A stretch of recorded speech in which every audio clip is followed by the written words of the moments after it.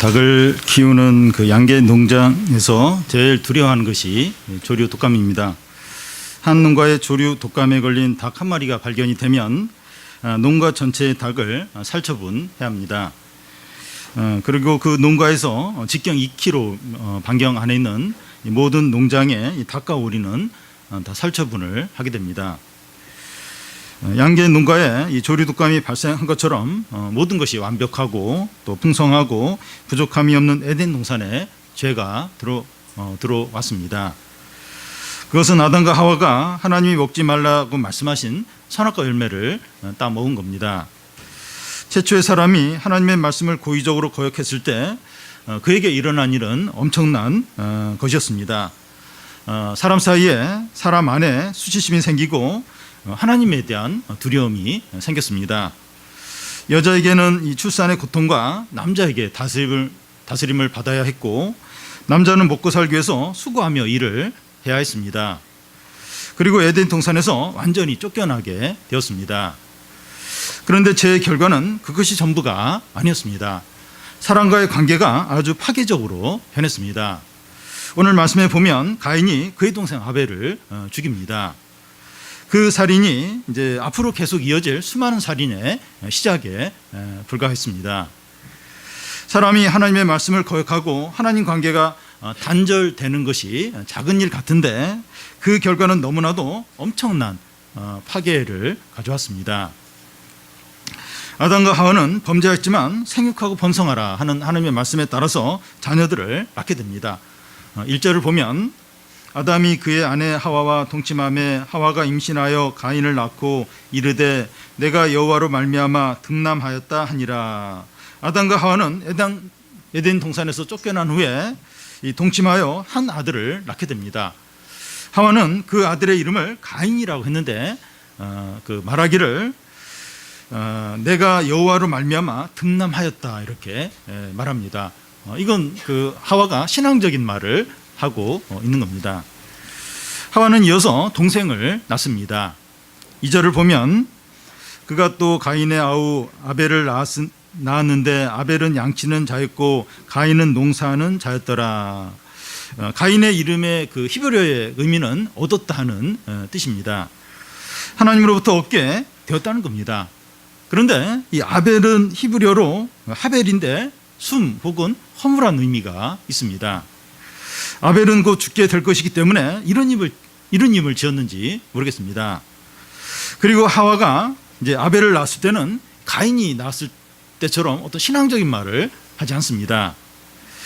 여기까지 가인과 아벨을 비교해 보면 가인은 부모인 아담과 하와에게 많은 사랑을 받았고 큰 기쁨이었고 신앙적인 기대가 있었습니다.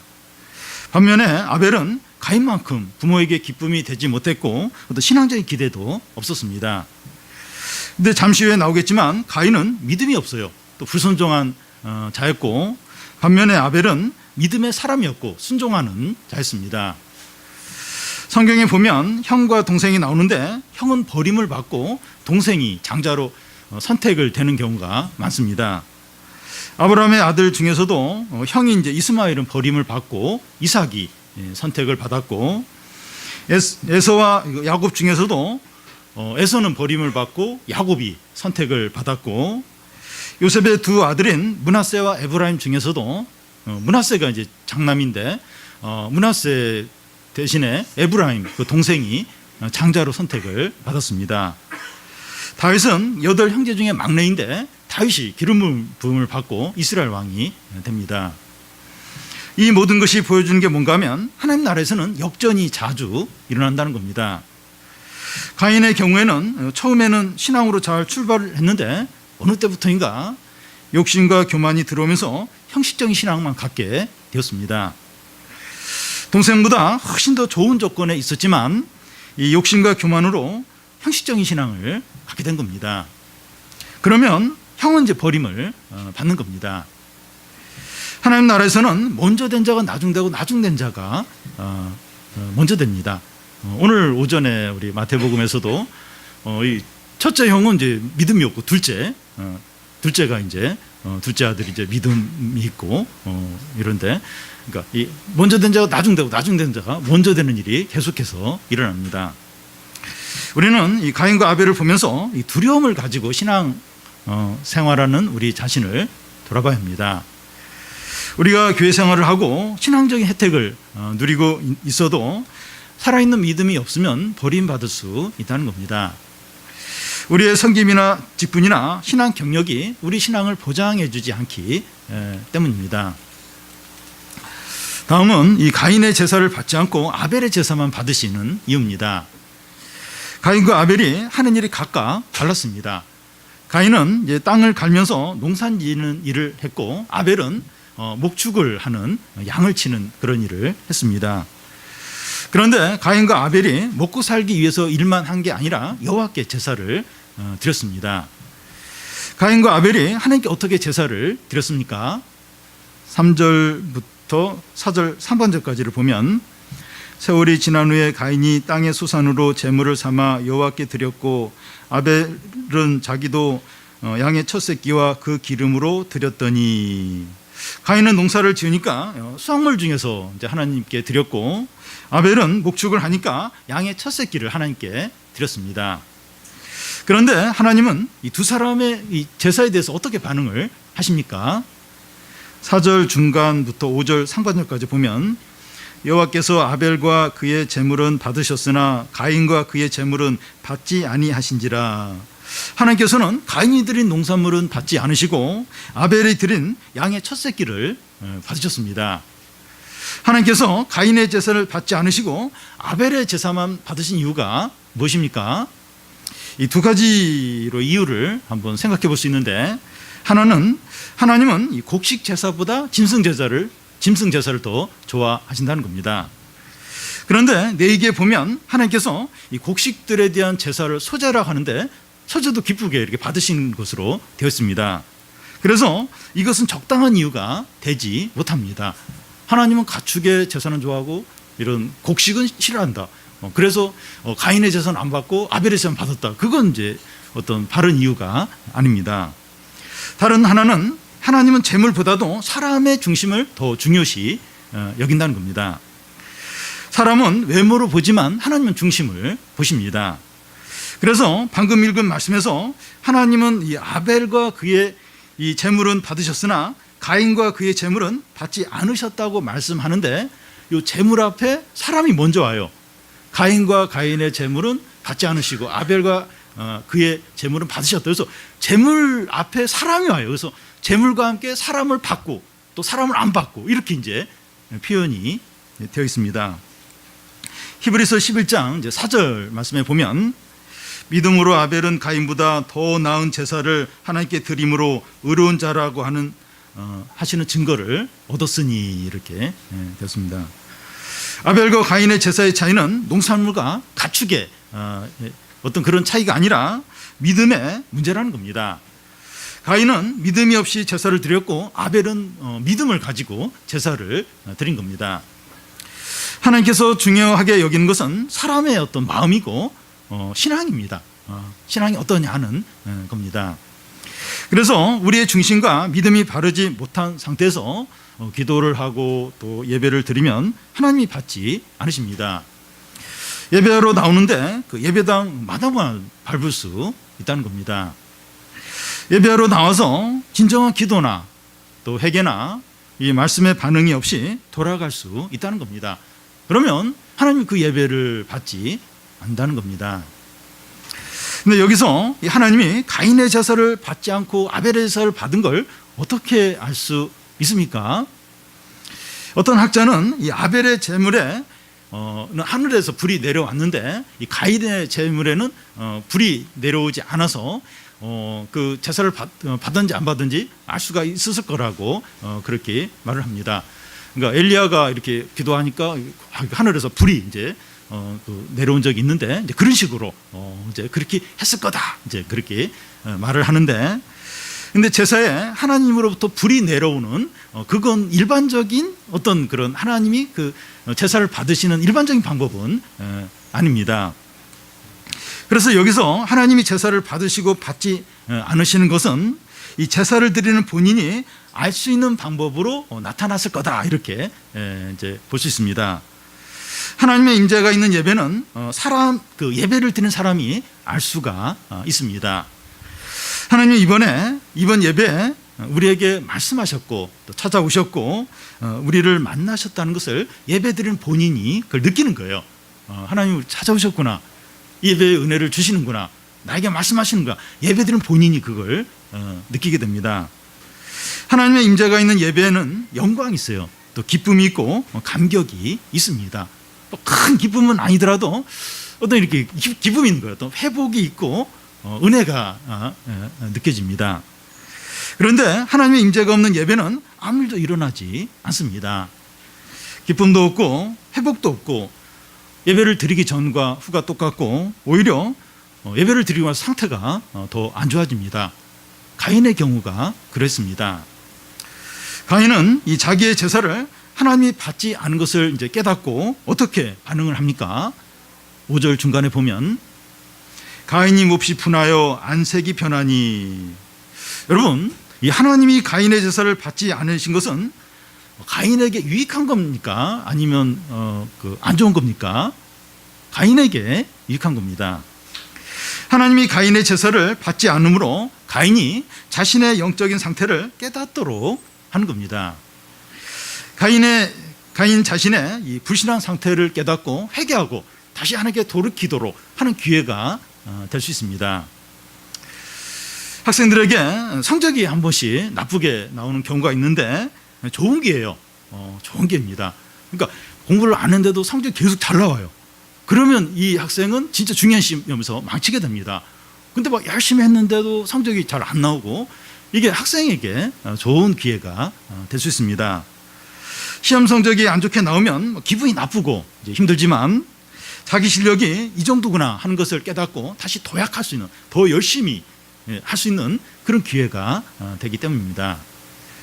그런데 가인의 문제가 무엇인가 하면 이 자기 안에 불신앙과 이 불순종이 있음에도 불구하고 하나님이 자기 제사를 받아주시기를 원했다는 겁니다. 악한 자들도 이 다른 사람에게는 착한 사람으로 인정받고 싶어합니다. 수십 년 전인데요, 오래됐는데 일본 고베시에 한번 큰 지진이 일어난 적이 있습니다. 그때 제일 먼저 막 달려가서 막 이렇게 구호 활동을 한 사람들은 경찰도 아니고 시민단체도 아니고 폭력단체인 야쿠샤가 제일 먼저 달려가서 막 구호 활동을 펼쳤습니다. 이 야쿠샤는 평상시에 살인도 서슴지 않고 하는 아주 악한 자들이에요. 그리고 야쿠샤들이 이렇게 무슨 오토바이 이제 있죠, 이렇게 앞이 길게 쭉 나와 있는 그걸 한 10대 20대씩 이렇게 타고 가다가 딱 도로에서 중지해요. 딱 서 있어요. 그러면 30분이고 1시간이고 막 뒤에 있는 차들이 끔찍도 못합니다. 경찰이 와서 뭐 어떻게 하지를 못해요. 워낙 무서운 사람들이니까. 그러니까 그런 어떤 못된 짓을 서슴없이 하는데, 그래도 그런 야쿠샤도 사람들한테는 어떤 좋은 사람이다, 그런 단체로 인정받고 싶어한다는 겁니다. 가인은 이 불신앙 가운데서 형식적인 제사를 드리면서 하나님께 의롭다함을 받고 싶어합니다. 우리는 분명히 이제 믿음에 문제가 있고 또 신앙이 떠내려가 있고 제 가운데 살면서도 하나님께 신앙이 좋다, 너 잘하고 있어, 그런 말을 듣고 싶어합니다. 마치 몸 안에 큰 종양이 있어서 빨리 수술을 하는데도 괜찮고 건강하다는 말을 듣고 싶어하는 것과 같습니다. 가인은 이 하나님께서 자신의 제사를 받지 않자 어떻게 반응을 합니까? 몹시 분하여 안색이 변하니. 하나님께 화를 내고 있는 겁니다. 나는 문제가 없고 의로운데 하나님 나를 거부하고 미워한다는 겁니다. 이 똥싼 놈이 쓱낸다는 말이 있는데, 자기에게 문제가 발견되면 조용히 있어야 되죠. 더 화를 내는 겁니다. 우리가 하나님 앞에 이럴 때가 있어요. 분명히 내가 잘못했고 내가 좀 신앙이 안 좋은데 내가 너무 하나님께 화를 막 낼 때가 있습니다. 하나님은 화를 내고 있는 가인에게 무엇이라고 말씀합니까? 6절을 보면 여호와께서 가인에게 이르시되 내가 분하여 함은 어찌 됨이며 안색이 변함이 어찌 됨이냐. 한 고등학생이 이제 성적표가 이제 나왔는데 부모가 아무 말도 하지 않은데 자기가 막 짜증을 내고 막 화를 냅니다. 그때 부모가 네가 왜 화를 내니? 화를 내면 내가 내야지. 네가 왜 짜증을 내니? 이제 하는 것과 같습니다. 하나님은 가인에게 네가 화를 내는 게 합당한지 묻습니다. 화를 낸다면 내가 너에게 화를 내야 되는데 적반하장으로 가인이 하나님께 화를 내고 있는 겁니다. 우리는 한 번씩 하나님에 대해서 화를 낼 때가 있습니다. 예상치 않은 어려움이 생기거나 힘든 일이 계속 지속이 되거나 기도를 했는데 응답이 되지 않을 때 화를 낼 때가 있습니다. 그럴 때 하나님 우리에게 묻습니다. 네가 화를 내고 얼굴의 표정을 바뀐 이유가 뭐냐? 그 이유가 합당하냐? 그 모든 것이 다 하나님의 잘못이냐? 하나님께서 왜 그렇게 너에게 그런 일을 허락했는지 한번 생각해 봤니? 너의 믿음에 문제는 없니? 생각을 해보라는 겁니다. 하나님은 이 가인의 문제가 진정으로 무엇인지 말씀합니다. 7절을 우리 같이 한번 읽어보겠습니다. 내가 선을 행하면 어찌 낫을 들지 못하겠느냐? 선을 행하지 아니하면 죄가 문에 엎드려 있느니라. 죄가 너를 원하나 너는 죄를 다스릴지니라. 내가 선을 행하면 어찌 낯을 들지 못하겠느냐? 내가 선을 행하지 못하니까 안색이 변하고 고개를 들지 못한다는 겁니다. 여기서 이 선을 행한다고 하는 것은 하나님 뜻대로 사는 것을 말합니다. 가인의 진정한 문제는 재물의 이제 종류의 문제가 아니라 선을 행하지 않는 것에 있습니다. 그런데 가인이 선을 행하지 않으면 어떻게 된다고 합니까? 죄가 문에 엎드려 있다는 겁니다.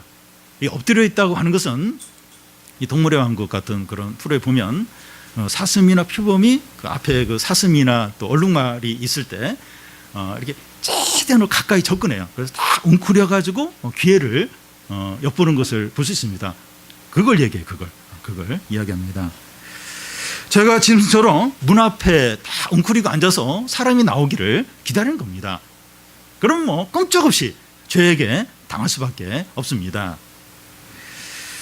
여러분, 이 죄라고 하는 것은 수동적이고 또 소극적인 것이 아니라 능동적이고 적극적입니다. 선을 행하지 않으면 죄 세력에 삼키게 됩니다. 잠시 후에 살펴보겠지만 가인이 하나님께서 선을 행하라는 말씀을 거절하고 거절해요. 그 결과가 뭔가 하면 동생 아벨을 죽이는 겁니다. 죄가 너를 원하나 너는 죄를 다스려라.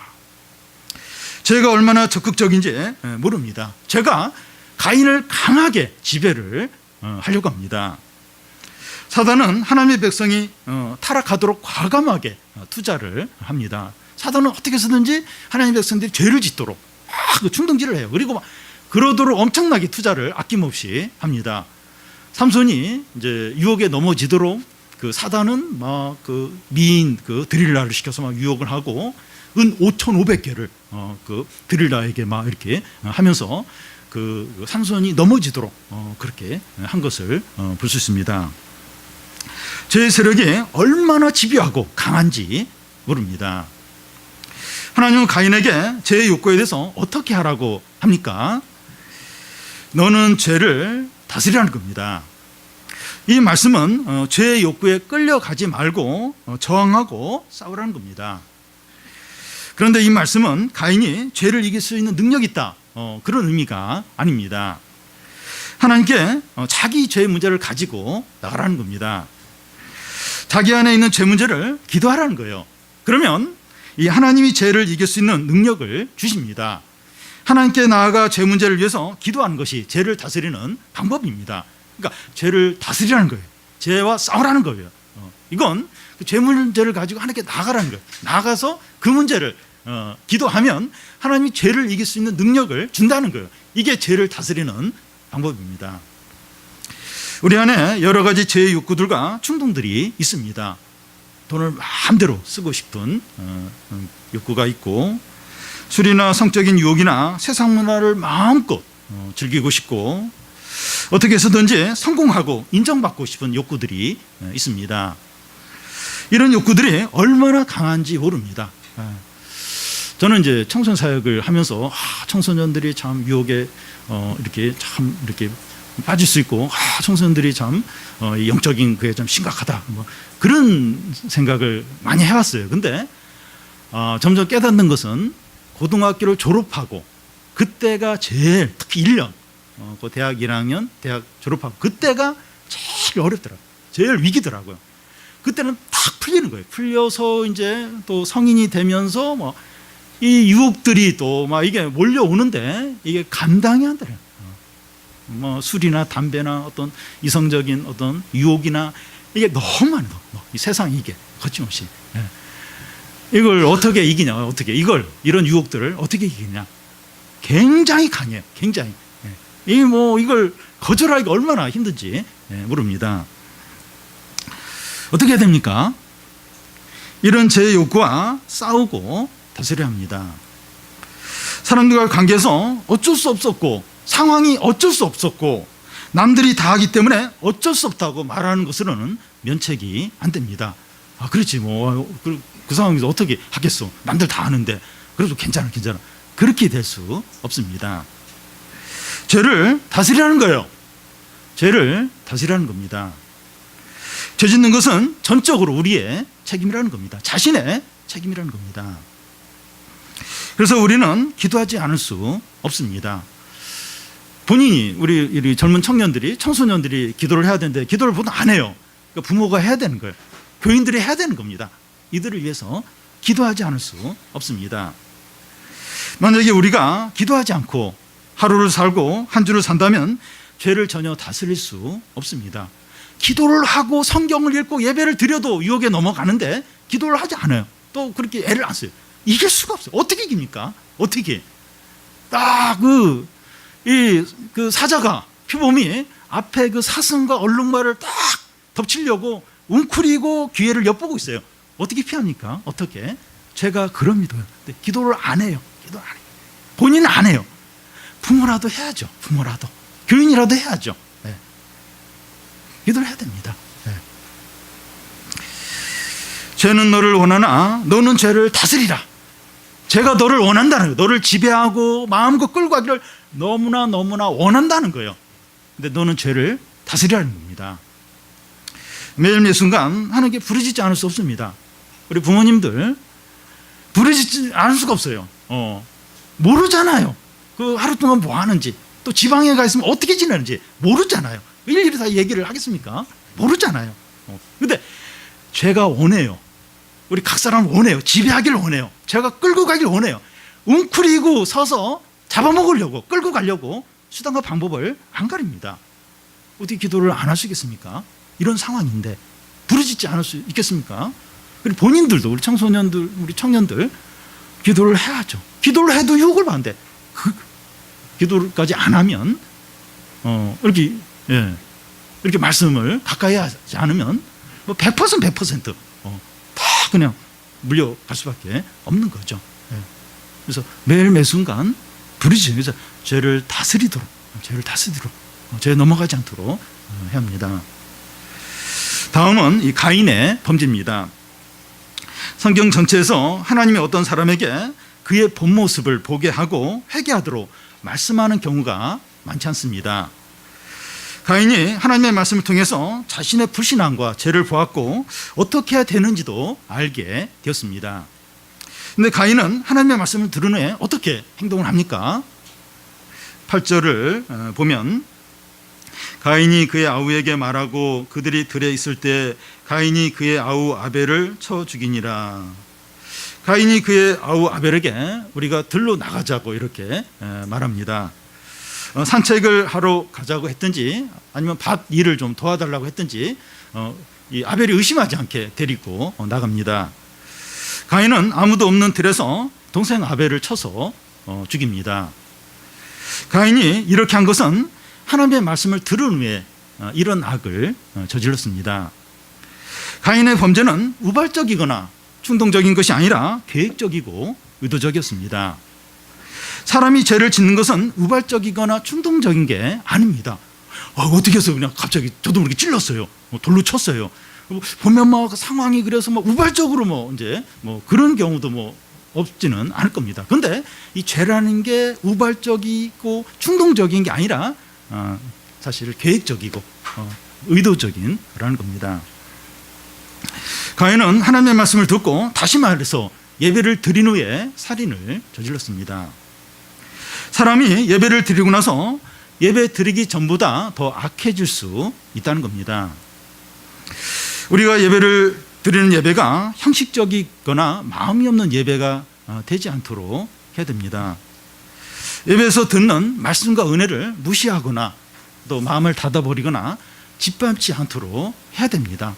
분명히 이렇게 예배를 드릴 때, 말씀을 들을 때 분명히 뭔가 우리의 죄를 지적을 해요.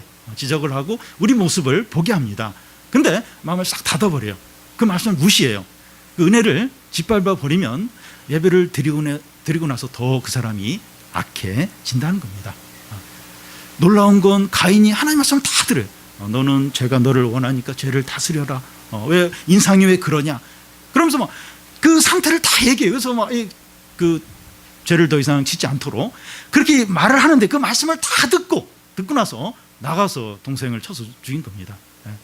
우리가 예배를 드리는데 말씀을 듣고 은혜를 받아요. 우리의 모습을 봐요. 근데 그걸 무시하고 그걸 이렇게 발로 은혜를 짓밟고 마음을 그냥 닫아버리고 이러면 예배 드리고 나서 그 사람이 더 안 좋은 상태, 더 악한 상태가 될 수 있다는 겁니다. 하나님은 가인에게 찾아오십니다. 9절을 보면 우리 같이 한번 읽겠습니다. 여호와께서 가인에게 이르시되 내 아우 아벨이 어디 있느냐? 그가 이르되 내가 알지 못하나이다. 내가 내 아우를 지키는 자니까. 주일날 교회에서 두 친한 친구인데 한 사람이 오지 않았거나 형제인데 동생이 안 왔을 때 왜 한 사람이 오지 않았냐고 다른 교인이 묻습니다. 그때 몰라요. 내가 그의 비서인가요? 이렇게 얘기하면 두 사람 사이가 안 좋은 거예요. 두 사람 사이에 뭔가 안 좋은 일이 있는 겁니다. 하나님이 가인에게 내 아우 아벨이 어디 있냐 묻습니다. 그러자 가인이 어떻게 대답을 하는가 하면 모르겠다는 거예요. 내가 내 아우를 지키는 자니까, 내가 내 동생의 보디가드입니까? 그런 식으로 대답합니다. 하나님은 아벨이 어떻게 된지 몰라서 묻는 게 아닙니다. 하나님이 모르시는 것처럼 물으시는 이유는 가인이 먼저 자기 죄를 고백하도록 하게 했습니다. 근데 가인은 자기 죄에서 딱 잡아대고 있어요. 내가 말을 하지 않으면 하나님도 모르실 것이라고 그렇게 이제 생각을 하는 겁니다. 우리가 죄를 짓고 나서 다른 사람이 모르면 하나님도 모르실 거다 이렇게 생각을 합니다. 지난 여름에 무슨 일이 있었는지 알고 있어. 이런 영화 제목이 전에 있었는데 우리는 지난 한 주를 보내고 예배 드리러 왔을 때 한 주 동안은 내가 어떻게 지냈는지, 어떤 죄를 지었는지 하나님 모를 것이라고 그렇게 생각을 합니다. 근데 하나님은 모르시는 것처럼 가만히 계실 뿐이지 다 알고 있습니다. 하나님 우리에게 원하신 것은 죄를 지었더라도 먼저 입으로 고백하기를 원하십니다. 저의 죄를 용서해 주시고 불쌍히 여겨 주십시오. 제가 이 죄를 끊을 수 있도록 반복해서 죄를 짓지 않도록 해 주십시오. 이렇게 먼저 죄를 고백하고 간구하기를 원하십니다. 사람은 은밀한 죄가 드러나지만 않으면 잘 되었다고 하면서 그냥 넘어가려고 합니다. 근데 하나님은 이제 직접 가인에게 묻습니다. 10절을 우리 같이 한번 읽겠습니다. 이르시되 내가 무엇을 하였느냐? 내 아우의 핏소리가 땅에서부터 내게 호소하느니라. 아벨이 가인에게 죽임을 당했을 때 아무 말도 못했고 아무런 하소연도 하지 못하고 죽었습니다. 그러나 죽은 다음에 그의 핏소리가 웅변가의 어떤 우렁찬 소리처럼 더 크게 하나님께 호소를 한다는 겁니다. 하나님은 경건한 자가 살아있을 동안뿐만 아니라 죽으면 그 죽음 후에도 돌보아 주십니다. 직장 안에서나 믿지 않는 가족 안에서 이 믿는 자들이 부당한 대우와 고통을 당할 때가 있습니다. 이런 일은 아무도 잘 모를 수 있어요. 그리고 이런 얘기를 누구한테 이렇게 하소연하기도 어렵습니다. 그러니까 신앙 때문에 이렇게 은근히 무시를 당하는 거예요. 은근히 불이익을 당하는 거예요. 이런 걸 뭐 일일이 뭐 이렇게 하소연할 수도 없고 막 이렇게 법적으로 막 이렇게 그걸 막 이렇게 이렇게 그 뭐 이렇게 할 수도 없고 그냥 이렇게 말도 못하고 도움도 못 청하면서 그냥 당할 수밖에 이제 없습니다. 그렇지만 하나님은 자기 자녀의 억울한 일에 대해서 다 알고 계시고 반드시 갚아주십니다. 하나님이 갚아주신 것은 단지 이 세상에서뿐만 아니라 우리가 죽은 후에도 온전하게 갚아주십니다. 죽으면 뭐 내가 어떻게 보상을 받나? 근데 죽음 이후에도, 그러니까 죽으면 뭐 억울한 일 당하고 그냥 죽으면 그냥 비참하게 끝나는 거지. 그렇지가 않고 죽음 이후에도 다 이렇게 거기에 대해서 책임지시고 갚아주십니다. 그래서 세상이 흔들리고 사람들이 변해도 나는 주를 섬기리 하는 찬양처럼 오직 믿음으로 사는 겁니다. 모든 억울한 일들과 복수할 것들을 주님께 맡기고 오직 우리는 믿음으로 사는 겁니다. 아벨처럼 비참하게 들에서 그냥 그럼 잘못한 것도 없는데 그런 죽음을 당했다 할지라도 다 하시는 거예요. 하나님 다 하시고 그 아벨의 죽음이 지금 얼마나 많이 시간이 지났습니까? 근데 우리에게까지 그 이름이 알려지는 거예요. 그러면서 그 아벨의 그 믿음과 신앙을 칭찬하고 그의 어떤 신앙이 영원히 남고 있습니다. 아벨은 형인 가인보다 부모의 관심이나 사랑에서 뒤처졌고 모든 부분에서 형보다 못했습니다. 그렇지만 믿음으로 하나님께 제사했고 순종하며 살았습니다. 우리가 참된 신앙을 가진다고 해서 남들이 알아주는 것도 아니고 당장에 좋은 일이 생기는 것도 아닙니다. 오히려 아벨이 억울한 죽음을 당한 것처럼 억울한 일을 당할 수 있습니다. 그러니까 뭐 가인은 어쨌든 이렇게 나중에 그 이후에 보면 뭐 그렇게 죄를 졌는데 하나님 또 보호를 해줘요. 그래서 나름대로 더 살아요. 근데 아벨은 뭐 단명을 한 겁니다. 믿음을 잘 지켜도 그냥 단명하고 뭐 어려움을 겪고 그럴 수 있습니다. 그렇지만 하나님은 아벨의 믿음을 아셨고 또 칭찬하시고 그의 이름이 영원히 기록되도록 하셨습니다. 다른 것이 다 사라지더라도 또 잊혀지더라도 그의 믿음은 영원히 남습니다. 그래서 우리는 하루를 살고 1년을 살더라도 아벨처럼 믿음으로 살고 순종하는 삶을 사는 겁니다. 큰 일이나 대단한 일을 하지 못하더라도 믿음으로 모든 일을 하는 거예요. 그리고 바른 예배를 드리는 겁니다. 아벨이 한 일은 뭐 대단한 게 없어요. 이 뒤에 나오는데 가인은 막 성을 쌓기도 하는데 아벨은 뭐 이렇게 한 일이 그냥 바른 예배 그것밖에 어떤 면에서 한 게 없습니다. 그리고 뭐 이렇게 하는데 삶을 사는데 믿음으로 살았죠. 근데 그게 참 하나님 앞에서 하나님을 기쁘게 하고 그게 영원히 이제 남다는 겁니다. 그래서 우리가 1년을 살고 또 이번 한 주를 또 살고 하루를 살 때 뭐 많은 걸 잘 하려고 하기보다도 모든 일을 믿음으로 하는 거예요. 그리고 예배를 드릴 때 이게 바른 예배를 드리는 겁니다. 뭐 예배를 때 뭐 엄청나게 해야 된다는 게 아니라 정직하게 진실하게 이 말씀에 반응하는 겁니다. 그리고 하나님께 감사하고 찬양을 하는 겁니다. 예배를 통해서 우리 모습과 죄를 볼 때 그걸 막 이렇게 무시하고 막 가리고 그리고 화를 내고 내가 칭찬받고 싶은데 왜 나를 야단치고 나를 막 궁지에 몰고 왜 그러냐고 내가 지금 한 주 동안에 지금 직장 생활하고 사업하느라 지금 힘들고 지금 가족들 때문에 막 스트레스도 많이 받고 이런데 또 여기서 막 또 나를 야단치냐고 그래서 막 화내고 그게 아니고 자신의 모습을 보고 좀 이런 부분 좀 죄인입니다. 불쌍히 여겨주시고 좀 회복시켜 주시고 은혜를 주십시오. 그리고 다 감당할 수 있게 해달라고.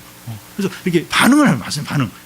그리고 하나님을 감사하고 찬양하고 이게 바른 예배죠. 바른.